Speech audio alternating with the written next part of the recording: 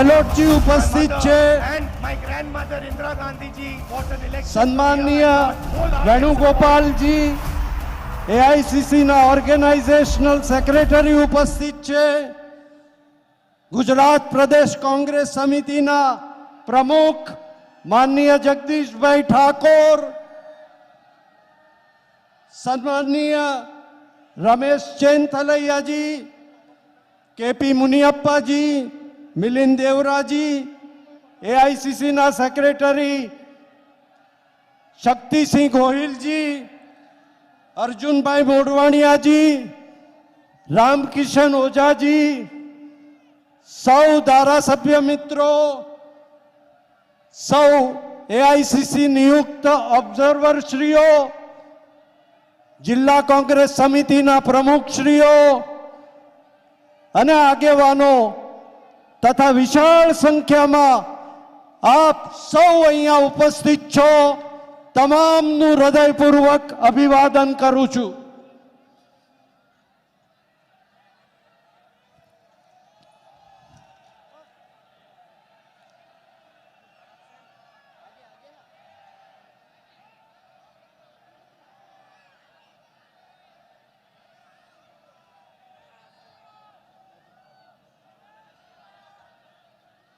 આજે સમગ્ર દેશમાં એક બાજુ મોંઘવારીએ માજા મૂકી છે, બેરોજગારી કાબુ બહાર છે, ભ્રષ્ટાચારની તમામ સીમાઓ ભારતીય જનતા પક્ષ દ્વારા તોડી નાખવામાં આવી છે અને સામાન્ય નાગરિકના અધિકારો છીનવાઈ જતા હોય એ સ્થિતિ ઊભી થઈ છે. ત્યારે બીજી બાજુ ધર્મ, જાતિ અને જ્ઞાતિ, પ્રાંત અને ભાષાના નામે દેશને વિભાજિત કરવાનો પ્રયત્ન થઈ રહ્યો છે. આપણા નેતા રાહુલજી સમગ્ર દેશમાં પગપાળા પ્રવાસ કરી અને એક સંદેશો આપી રહ્યા છે, એકતાનો સંદેશો આપી રહ્યા છે. તેઓ સ્પષ્ટ છે, તેઓ ચિંતિત છે અને અત્યંત પ્રેમથી પણ સાથે સાથે આક્રમકતાથી તેઓ કહી રહ્યા છે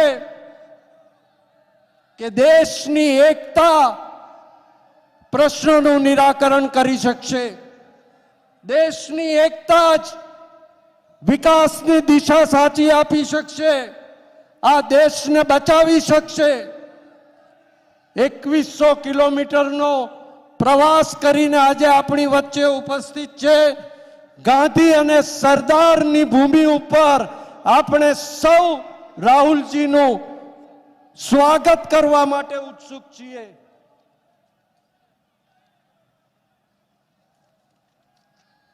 પરંતુ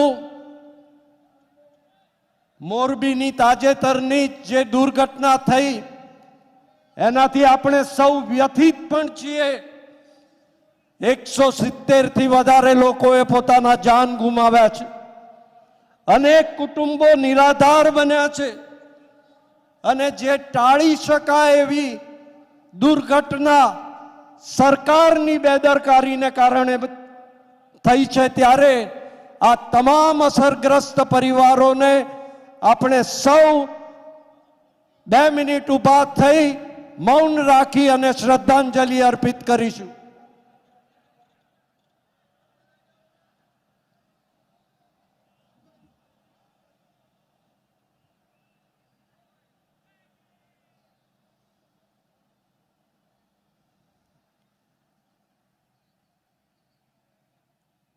ઓમ શાંતિ શાંતિ.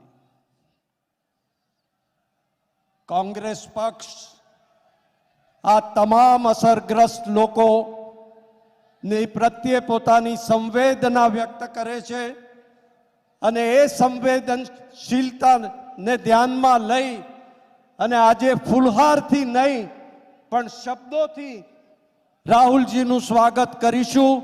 હું ભાઈ ઇન્દ્રનીલ રાજ્યગુરુને વિનંતી કરું કે આવી અને શબ્દોથી સ્વાગત કરે.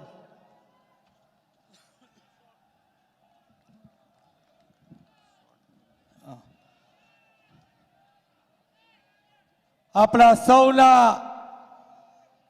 આદરણીય ભારતના લોકોના દિલમાં વસતા રાહુલજીનું અહીંયા રાજકોટમાં અને સૌરાષ્ટ્રમાં ખૂબ ખૂબ હૃદયપૂર્વક સ્વાગત કરું છું. સૌ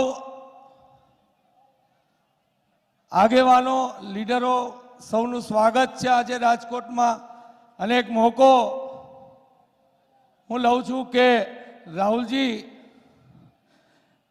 वैसे तो मेरे ब्लड में पूरी कांग्रेस भरी हुई है कितनी पेटियों से. मेरे से एक गलती हो गई थी, कांग्रेस ने मुझे माफ किया, लेकिन लोगों के बीच में मैं आपकी माफी मांगना चाहता हूं. मैं भूले से भटक गया था, आम आदमी में चला गया था. सर जी, वहां जाके मैंने देखा एक झूठे आदमी को निकालने के लिए मैं कोशिश कर रहा था और मैं फंस गया एक दूसरे झूठे आदमी केजरीवाल जी में. मैंने सब मेरे सामने देखा और वो बी टीम के तौर पे काम कर रहे थे. मैंने वहां से भाग के वापस आ गया. मैं कहना चाहता हूं सब लोगों को कि उनकी बातों में मत आना. मैंने बहुत उनको करीबी से देखा है. वो कट्टर ईमानदार नहीं है, वो भ्रष्टाचारी है, मैंने देखा है. वो कट्टर राष्ट्रवादी नहीं है, वो राष्ट्र विरोधी है, ये मैंने देखा है. तो इसके लिए मुझे कांग्रेस और आप सब माफ करें, उसके लिए माफी चाहता हूं. आप सबका आभार. जय हिंद.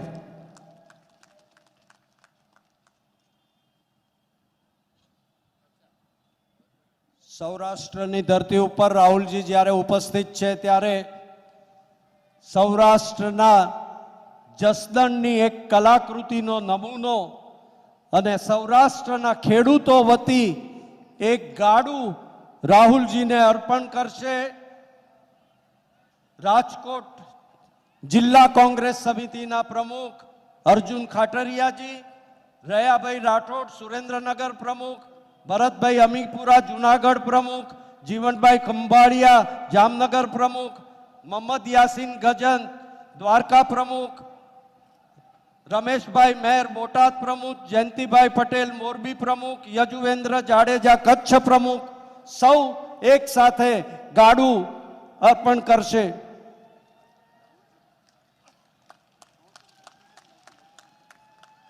ત્યાર પછી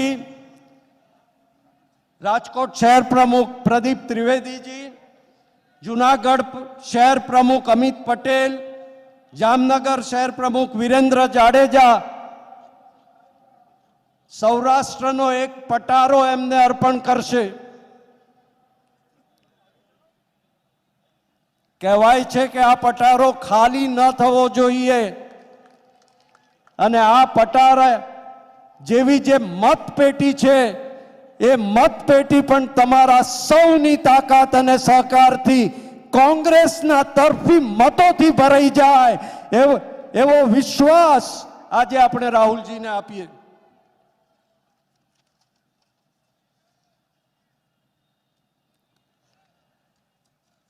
आगळ चालता गुजरात प्रदेश समितिना प्रमुख जगदीशभाई ठाकोरने हूँ विनंती करो के आवीने प्रासंगिक प्रवचन करे.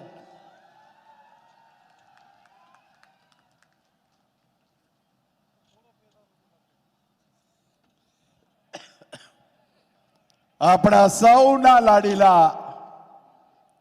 સમગ્ર દેશના લોકો જેની સામે મીટ માંડીને બેઠા છે, ભારત જોડો, માનવતા જોડો, ભાઈચારાને મજબૂત કરો, હિન્દુસ્તાનને મજબૂત કરો, નફરતની ખેતી બંધ કરો, આ વાત લઈને भारत जोड़ोनी पदयात्रा लईने निकलेला अपना सौना लोकलाडीला नेता आदरणीय राहुल जी, यशस्वी मुख्यमंत्री माननीय अशोक गहलोत साहेब, केसी वेणुगोपाल साहेब, माननीय डॉक्टर रघु शर्मा जी, रमेश चैनीथला जी, रामकिशन जी, अहींया अमारी साथे अन्य राज्योमांथी आवेला અને એઆઈસીસીના ખૂબ જ વરિષ્ઠ નેતાઓ છેલ્લા એકાદ મહિનાથી અમને બળ આપી રહ્યા છે, માર્ગદર્શન આપી રહ્યા છે.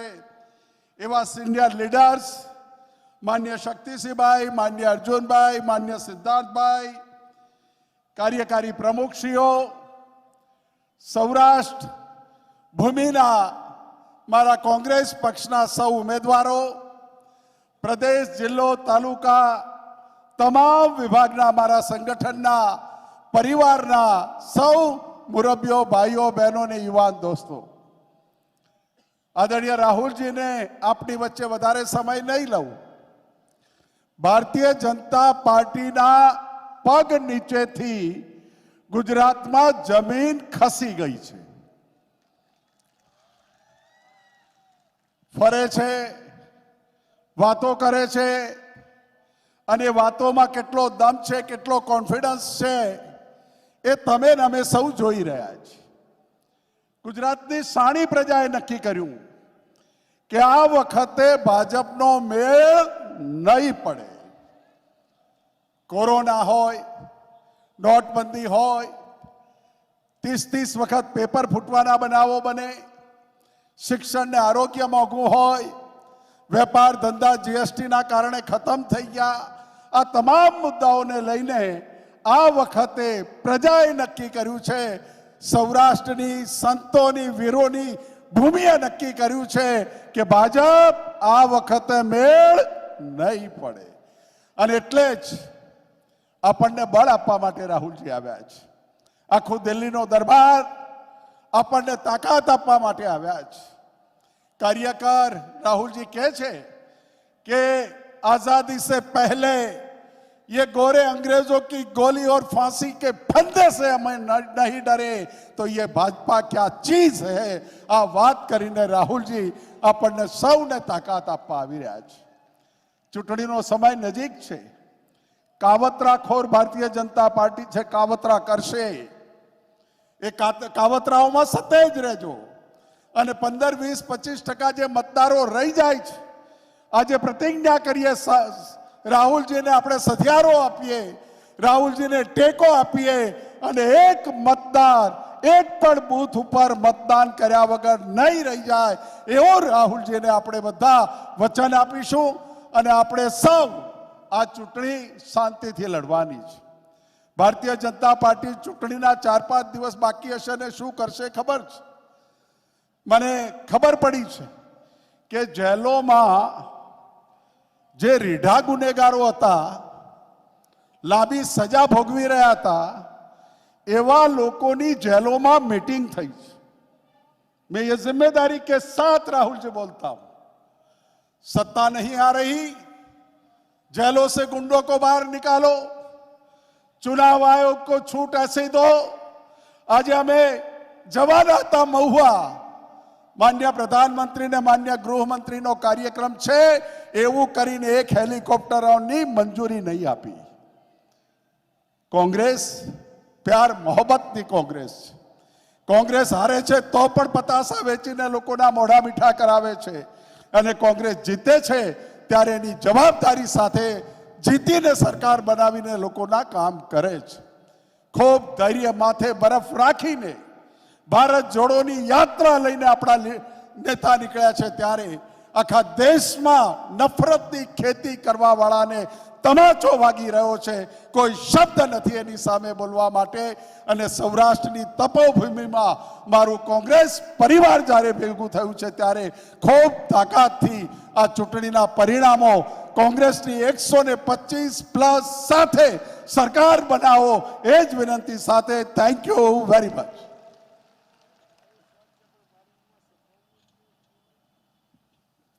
આપણા સન્માનનીય નેતા, રાજસ્થાનના મુખ્યમંત્રી, અને 2017ની ચૂંટણી હોય કે 2022ની ચૂંટણી હોય, સદા કોંગ્રેસને તાકાત આપવાનું કેમણે કામ કર્યું છે એવા અશોક ગેહલોતજી હવે આપણને સંબોધન કરશે. हमारे सबके महबूब नेता आदरणीय राहुल गांधी जी, यहाँ उपस्थित भाई जगदीश ठाकुर जी, केसी वेणुगोपाल जी, रघु शर्मा जी, शक्ति सिंह गोयल जी, रामकृष्ण ओझा जी, मिलन देवड़ा जी और यहाँ के उम्मीदवार इंद्रनील राजगुरु जी, सिद्धार्थ पटेल साहब, अर्जुन मोडवाड़े जी और तमाम उपस्थित सम्मानित मंच, उपस्थित बुजुर्गों, भाई और बहनों, नौजवान साथियों, हम सबको बहुत खुशी है कि राहुल गांधी जी एक ऐतिहासिक यात्रा निकाल रहे हैं, भारत जोड़ो, जोड़ो जोड़ो भारत जोड़ो। उसको छोड़ करके आपके लिए आए हैं, गुजरात के लिए। तो आप समझ सकते हैं कि राहुल जी के दिलो दिमाग में क्या भावना है गुजरात के प्रति। पिछले चुनाव में आपने सबने राहुल जी के प्रति जो प्रेम था, प्यार था, आशीर्वाद था, वो दिखाया गुजरात वासियों ने। और हम लोग जीत के नज़दीक पहुंच गए थे, 8-10 सीटों का फर्क रह गया था।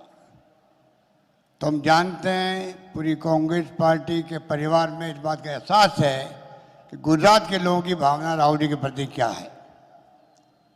देश के हालात बहुत गंभीर है, उसको भी आपको हमको समझना पड़ेगा किस प्रकार से राहुल जी की यात्रा का उद्देश्य यही है जो देशवासियों के दिलों के अंदर इश्यू बना हुआ है। नंबर 1, भयंकर महंगाई की मार, गरीब आदमी का जीना मुश्किल हो गया है। नंबर 2, बेरोजगारी, नौजवानों में बहुत भयंकर फ्रस्ट्रेशन आ रहा है, निराशा के भाव आ रहे हैं और उनके परिवार के माँ बाप सोचते हैं पता नहीं बेटा बड़ा होके क्या करेगा पढ़ करके। ये पहली बार आज़ादी के बाद में ऐसा माहौल बना देश के अंदर।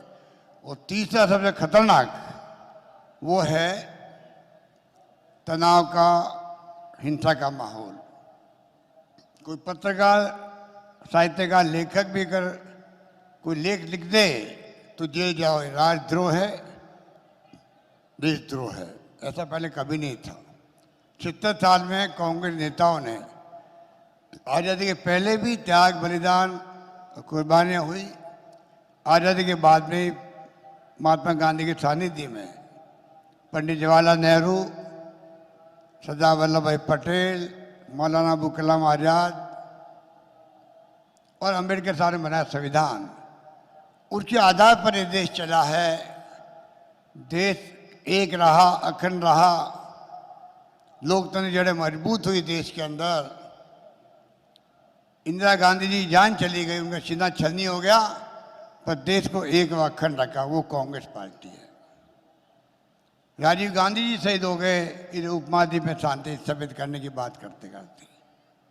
तो एक तरफ तो शानदार इतिहास है आपके मालूम है, और दूसरी तरफ जो अहम और घमंड में चल रही सरकार, मोदी जी हो चाहे अमित शाह जी हो, ये 2 लोग देश चला रहे हैं। ये संभव नहीं है, असंभव है। कोई बोल नहीं पा रहा है, उनकी पार्टी के अंदर भी तब भय है। वो भय पहली बार गुजरात की जनता निकाल रही है। 32 लोग जो इनके उम्मीदवार हैं बीजेपी के, वो रिबेल खड़े हो गए। वो हिम्मत तभी कर सकते हैं जब जनता का मूड बदलावा हो। सरकार विरोधी लहरें गुजरात के अंदर, कोरोना को लेकर के कितने लोग मारे गए इनकी लापरवाही से। क्या हुआ, शराब पी करके, नकली शराब पी करके कितने लोग मारे गए। मोरबी के अंदर अभी आपने सालियन रखा, मैं खुद गया मोरबी में, राहुल गांधी जी ने कहा वहाँ जाइए सीधे आप। हम लोग गए, सभी लोग सबसे मिले, घायलों से मिले, हम लोग दाह संस्कार में भी गए, वहाँ पर सब कुछ देखा। और एक मांग करी खाली, जो वाजिब मांग थी, आरोप नहीं लगाया हम लोगों ने। हमने कहा खाली आप हाई कोर्ट की सिटिंग जज से या रिटायर्ड जज से जांच करवाओ, जिससे कि सच्चाई मालूम पड़े किसकी लापरवाही से 135 लोग मारे गए हैं। तो मालूम पड़े तो कम से कम आगे गलतियाँ नहीं करें, लोग डर रहे, भय रहे कि हम अगर गलती करेंगे तो सजा मिलेगी। वो भी इनको मंजूर नहीं है। अब गुजरात हाई कोर्ट ने संज्ञान लिया है। तो राहुल गांधी जी अभी आपके सामने अपनी बात रखेंगे। मुझे खाली आपको ये अपील करनी है, सरकार विरोधी भयंकर लहर है, मुख्यमंत्री सहित सबको बदल दिया गया है, उससे अंदाज लगा लीजिए बेरोजगारी बहुत भयंकर है। गुजरात के अंदर भी सड़कों की स्थिति कैसी बन गई है, कोई जमाने में क्या थी आपको मालूम है, सारे इश्यू आपको मालूम है। और मैं अंत में कहना चाहूँगा, जो राहुल जी के निर्देश पे जो वचन दिए गए हैं आपको, राहुल गांधी जी जब राजस्थान, मध्य प्रदेश, छत्तीसगढ़ में चुनाव हुए थे, तो जो हमने जन घोषणा पत्र, जनता से पूछ के बनते हैं घोषणा पत्र आजकल राहुल जी के निर्देश से, पहले नाम था घोषणा पत्र का, अब नाम है जन घोषणा पत्र। यहाँ भी वैसे ही बना है, वचन वैसे ही दिए गए, जनता को पूछ करके दिए गए। इसलिए आप सबको मालूम वचन क्या है, खाली मुझे इतना ही कहना है, आप विश्वास कीजिए वचनों पर। राजस्थान सरकार ने कई वचन पूरे किए हैं, यहाँ पूरे किए जाएंगे। राहुल गांधी जी चुनाव जीतने के बाद में भी राजस्थान से, मध्य प्रदेश से और छत्तीसगढ़ से लगातार रिपोर्ट ले रहे हैं। कमेटी बनाई बाकायदा एआईसीसी ने मॉनिटर करने के लिए, जन घोषणा पत्र में किए गए वादे कहाँ तक निभाए गए हैं। तो आप समझ सकते हैं कि हमारी क्रेडिबिलिटी क्या है और आप पार्टी क्रेडिबिलिटी क्या है। आप सोच सकते हो झूठे वादे कर रहे हैं वो लोग। हिमाचल में वो पता नहीं अचानक ही, वहाँ भी आपकी तरह वादे किए थे हिमाचल प्रदेश वासियों से, वहाँ पे भी रोड शो किए थे, बड़े बड़े मीटिंग की थी, अचानक ही पूरा विड्रॉ कर लिया अपना कैंपेन। आप सोच सकते हो कि ऐसे लोगों पे क्या विश्वास कर सकते हैं। इसलिए मैं आपसे अपील करना चाहूँगा कि उनका कोई भरोसा नहीं है, कब गायब हो जाए। गुजरात से भी वादे झूठे, उनके कोई दम नहीं है, मीडिया मैनेजमेंट है, वो सामने आ रहा है आपके। धीरे धीरे उनका टेम्पो नीचे इसीलिए आ रहा है। सच्चाई सच्चाई होती है, और गुजरात के लोग, गांधी के प्रदेश के लोग हैं, जानते हैं कि सच्चाई का मायने क्या होता है। इसलिए मैं आपको यही बात कहता हुआ, इस बार सबक सिखाओ। 27 साल का शासन बन गया उनका, एक मौका वापस दीजिए कांग्रेस को, सुशासन करके दिखाएगी कांग्रेस। यही बात कहता मैं अपनी बात समाप्त करता हूँ। धन्यवाद, जय हिंद, धन्यवाद।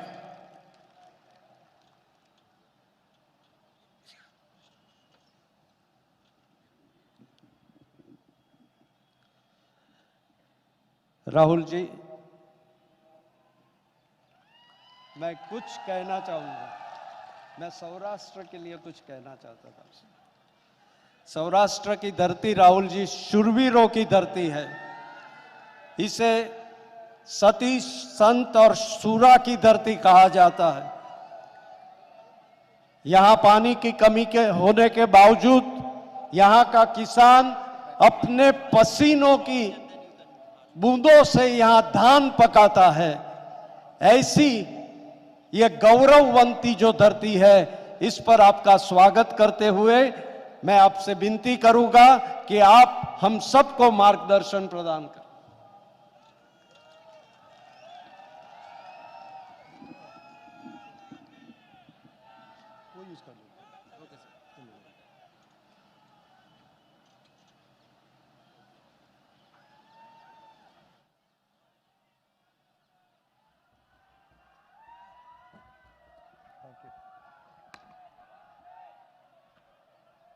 मैं कर दूंगा, मैं कर दूंगा।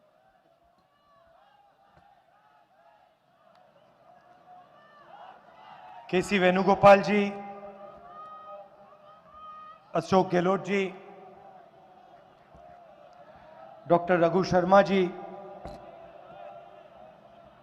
जगदीश भाई ठाकुर जी, शक्ति सिंह गोहिल जी, सिद्धार्थ पटेल जी, रमेश चेनेथाला जी, मोहन प्रकाश जी,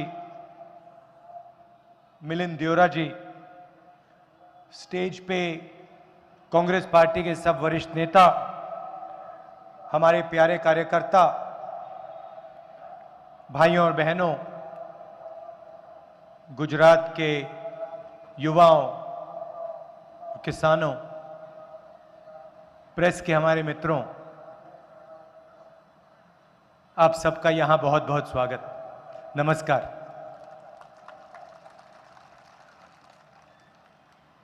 प्रेस के मित्रों तो कहते हैं, मगर आप हमारी बात नहीं उठाते हो टीवी पे।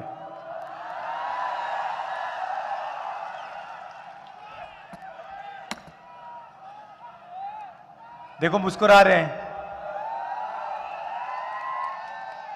पीछे से रिमोट कंट्रोल है।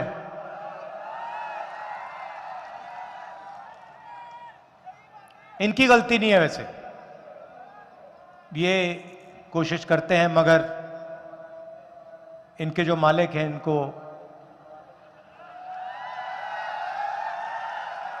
देखो ऐसे कर रहे हैं, देखो ऐसे कर रहे हैं।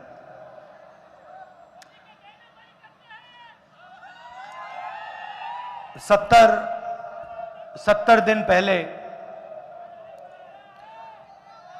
कन्याकुमारी से हमने भारत जोड़ो यात्रा शुरू की और अब हम महाराष्ट्र से मध्य प्रदेश में घुस रहे हैं। यात्रा श्रीनगर तक जाएगी और श्रीनगर में हमारा जो तिरंगा झंडा है उसे वो यात्रा लहराएगी।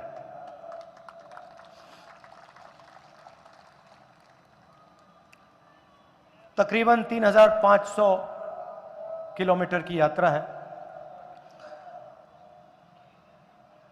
120 दिन 125 दिन लगने चाहिए। पैदल यात्रा है। बहुत सीखने को मिल रहा है।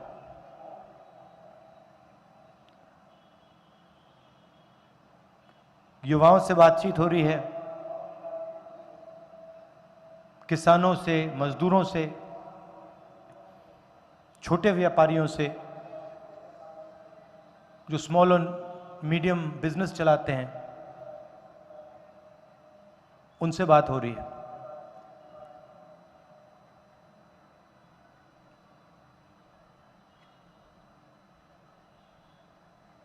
बहुत प्यार दे रहे हैं, बहुत मोहब्बत दे रहे हैं। सब जगह लाखों लोग आ रहे हैं। ये टीवी वाले इतना दिखाते नहीं हैं, मगर नदी सी है। रोज 5:30 बजे लोग आते हैं, 6 बजे हम शुरू करते हैं, 8 बजे रात को, 7:30 बजे रात को यात्रा खत्म होती है। अजीब सी बात है, थकान बिल्कुल नहीं होती, बिल्कुल नहीं, क्योंकि पूरी की पूरी शक्ति, जनता की शक्ति हमारी मदद कर रही है। दुख इस बात का है कि यह यात्रा गुजरात से नहीं निकली।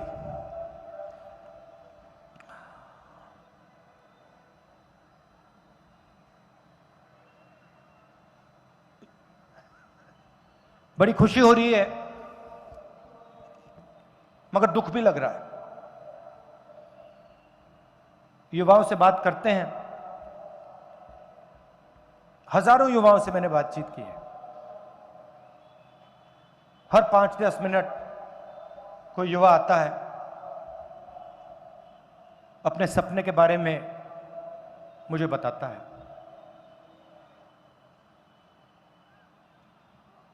कोई कहता है इंजीनियर बनना था,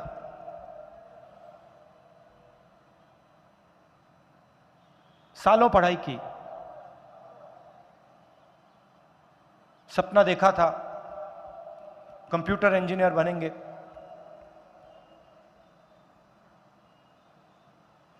आज मजदूरी कर रहे हैं।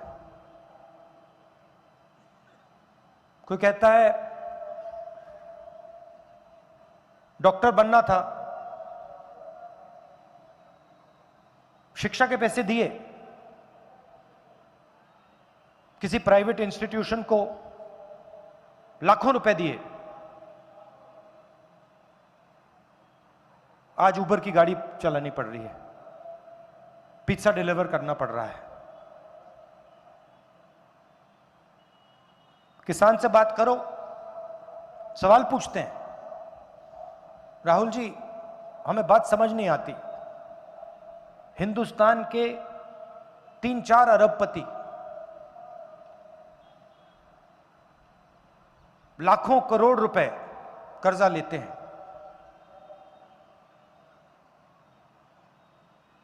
और फिर हिंदुस्तान के सबसे अमीर लोगों का कर्जा माफ हो जाता है। हमने क्या गलती की? हम 50,000 रुपए का कर्जा लेते हैं, 1 लाख रुपए का कर्जा लेते हैं, हमारा कर्जा कभी माफ क्यों नहीं होता?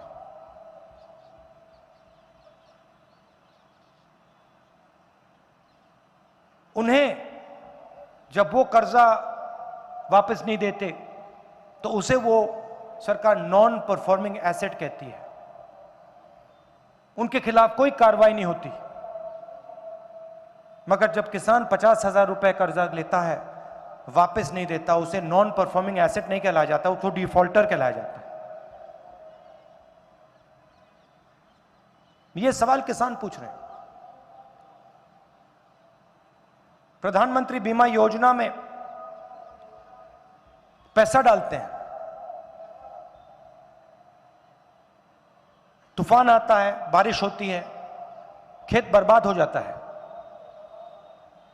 1 रुपया नहीं मिलता।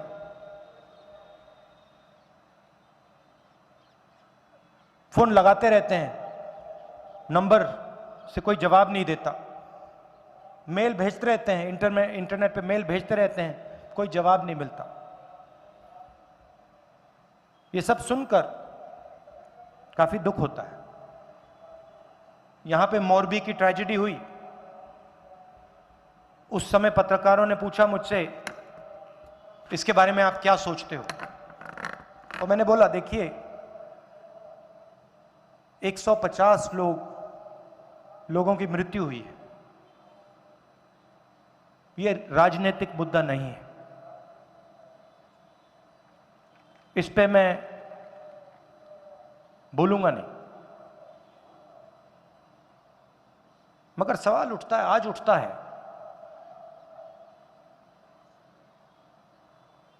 जिन्होंने ये काम किया उनके खिलाफ कोई भी कार्रवाई नहीं, कोई एफआईआर नहीं।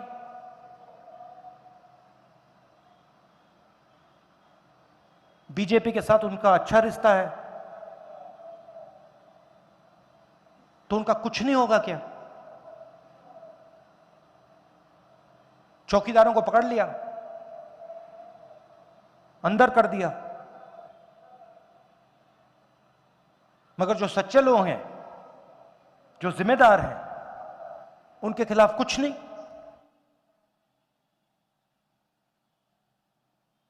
और ये गुजरात जो आपका प्रदेश है, स्मॉल और मीडियम इंडस्ट्री का ये सेंटर है, ये आपकी रीढ़ की हड्डी है। ये जो छोटी कंपनीज हैं, मिडिल साइज कंपनीज हैं, और आपके लोग सिर्फ गुजरात में नहीं चलाते, पूरे हिंदुस्तान में आप लोग इनको चलाते हो। यही तो देश को रोजगार देती हैं। ये जो अरबपति हैं 2-3, ये रोजगार नहीं देते हैं। जो छोटे बिजनेसेस हैं, मिडिल साइज बिजनेसेस हैं, वो रोजगार देते थे। क्या हुआ? सरकार ने नोटबंदी की, आपसे कहा था काला धन मिटा देंगे, काला धन नहीं मिटा।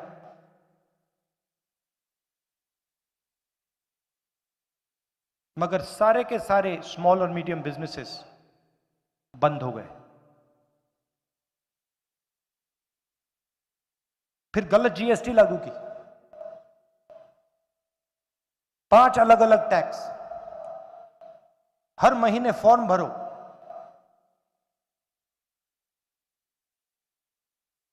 जो बचे थे वो भी खत्म हो गए। रास्ता साफ करना था, अरबपतियों के लिए रास्ता साफ करना था। कोरोना के समय भी वही किया। मुझे याद है हिंदुस्तान के मजदूर, किसी पत्रकार ने मुझे पूछा कि आप 2000 किलोमीटर चले हो। मैंने उससे कहा, देखिए ये कोई बड़ी बात नहीं है।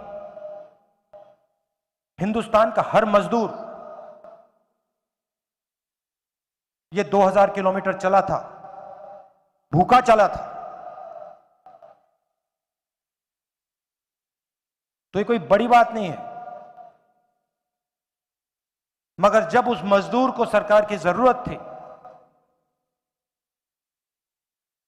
हिंदुस्तान की सरकार ने, गुजरात की सरकार ने उनकी मदद नहीं की।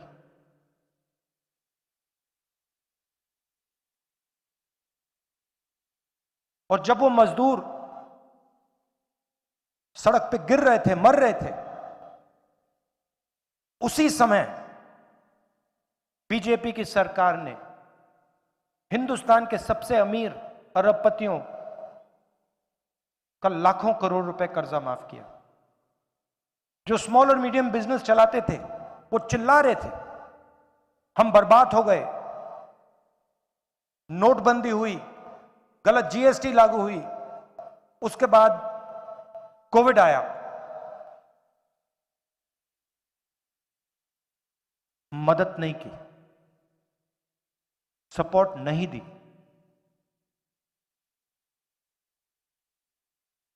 ये पॉलिसियां नहीं है, ये नोटबंदी, ये जीएसटी, कोविड में जो इन्होंने किया, ये पॉलिसी नहीं है। ये किसानों के खिलाफ, मजदूरों के खिलाफ, छोटे व्यापारियों के खिलाफ, स्मॉल और मीडियम बिजनेस चलाने वालों के खिलाफ ये हथियार है, इनको खत्म करने के हथियार है। और जो हिंदुस्तान के 2-3 बड़े अरबपति हैं जिनको आप जानते हो, उनके लिए रास्ता साफ करने के हथियार है। वो कोई भी बिजनेस चलाना चाहे चला सकते हैं, जो भी करना चाहते हैं।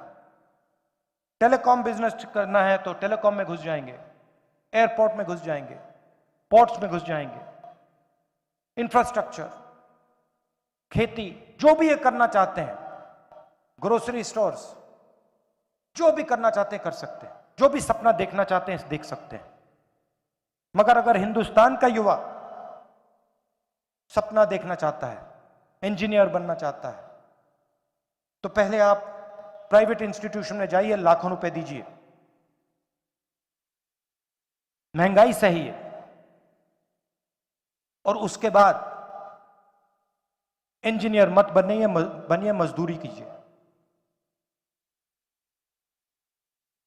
आज इस देश में युवाओं को रोजगार नहीं मिल सकता।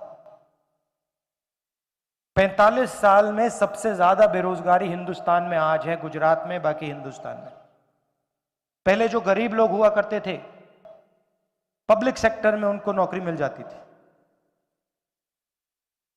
आज पूरा का पूरा पब्लिक सेक्टर प्राइवेटाइज हो रहा है, रेलवेज को प्राइवेटाइज कर रहे हैं, बीएचईएल को प्राइवेटाइज किया जा रहा है, ऑयल कंपनीज को प्राइवेटाइज किया जा रहा है। और किसको दिया जा रहा है? उन्हीं 2-3 उद्योगपतियों को। यह आपकी पूंजी है, यह आपका धन है।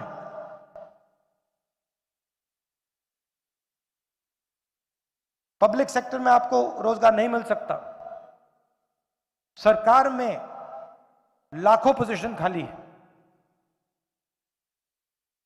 तो आप एक तरफ बेरोजगारी तो सहते हो, दूसरी तरफ महंगाई। यूपीए के समय पेट्रोल 60 रुपए का होता था, आज 100 रुपए से ज्यादा का है। गैस सिलेंडर 400 रुपए का था, आज कितने का है? 1100 रुपए का है।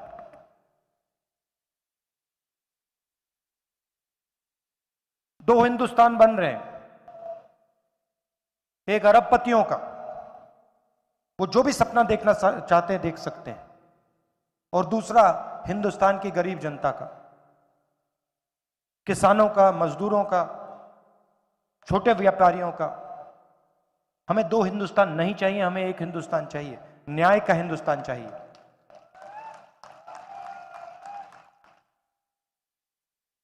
और भारत जोड़ो हम जो शुरू किए हैं, उसके पीछे सोच आपकी है, गुजरात की है, महात्मा गांधी जी की है। ये हमारी, ये नई चीज नहीं कर रहे हैं हम। रास्ता हमें गुजरात ने दिखाया था, महात्मा गांधी जी ने दिखाया था, सरदार पटेल जी ने दिखाया था। आपसे ही सीख के हम ये तपस्या कर रहे हैं, जनता की आवाज सुन रहे हैं। 7-8 घंटे हम चलते हैं, हम कुछ बोलते नहीं हैं, किसानों की बात सुनते हैं, युवाओं की बात सुनते हैं, गले लगते हैं उनसे, मजदूरों से। और 7-8 घंटे चलने के बाद कभी 10-11 घंटे हो जाते हैं, हम 15 मिनट अपनी बात रखते हैं।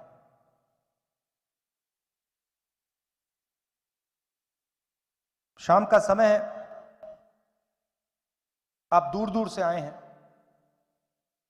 मैं दिल से आपका धन्यवाद करता हूं। आपने इतना प्यार दिया, इतने प्यार से आपने मेरी बात सुनी, इसके लिए आप सबको बहुत बहुत धन्यवाद।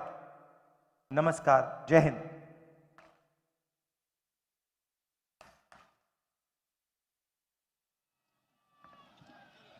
ઇન્દ્રનીલભાઈ, સરદાર પટેલનું, આપણા લાડીલા સરદારનું એક સ્ટેચ્યુ રાહુલજીને અર્પિત કરશે. માનનીય પ્રદીપભાઈને વિનંતી કરું કે આભાર દર્શન કરે.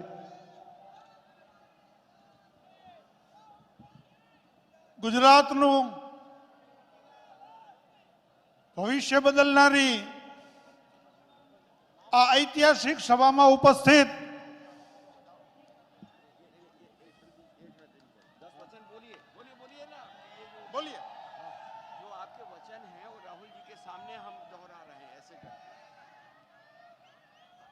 हम पक्ष के जो वचन है वो राहुल जी के सामने दोहरा रहे हैं.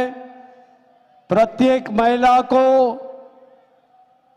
500 रुपये में गैस का बोतल मिलेगा.